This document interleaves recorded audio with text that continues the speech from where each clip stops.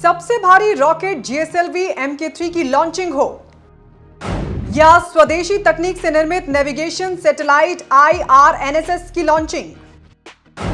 PSLV के जरिए एक साथ 104 सैटेलाइट लॉन्च कर वर्ल्ड रिकॉर्ड हो, या फिर अब अंतरिक्ष में अपना दबदबा बनाने के लिए दुनिया के 60 देशों से अंतरिक्ष सहयोग पर समझौते।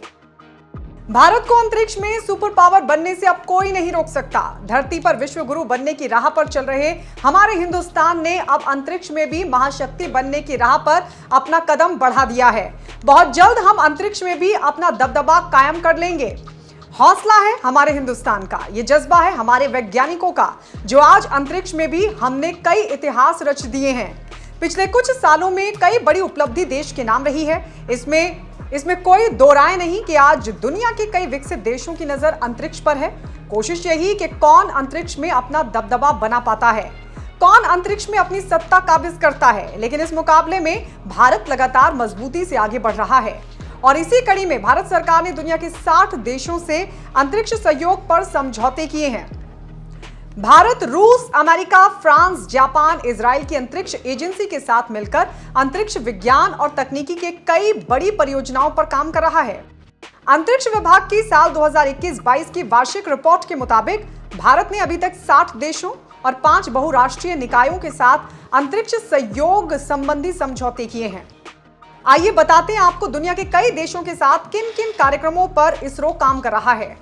नासा और इसरो के सिंथेटिक अपर्चर राडार अभियान, जिसमें इसरो एस बैंड का SAR और दूसरे हार्डवेयर को नासा के GPL को भेजेगा, जहां S बैंड और L बैंड पेलोड के टेस्ट होंगे।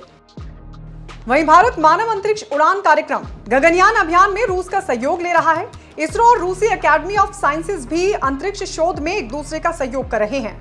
इसके अलावा ISRO France space agency CNES के साथ मिलकर अंतरिक्ष में पृथ्वी के अवलोकन और मानव अंतरिक्ष उड़ान के साथ स्पेस सिचुएशनल अवेयरनेस के क्षेत्र में मिलकर काम कर रहा है।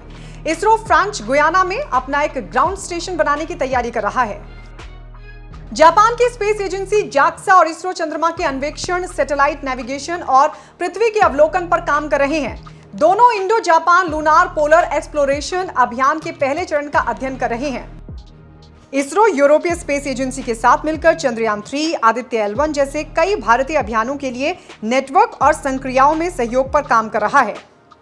गगनयान मिशन के लिए ऑस्ट्रेलिया के कोकोस किलिंग द्वीप पर इसरो का ग्राउंड स्टेशन बनाने के लिए भी काम चल रहा है।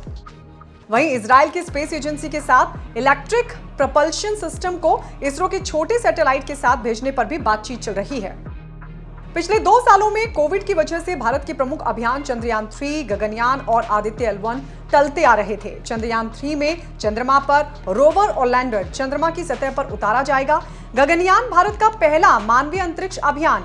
आदित्य L1 अभियान में सूर्य का अध्ययन से लेकर जुड़े ये तमाम अभियान 2022 और 2023 में पूरे होने की पूरी उम्मीद है।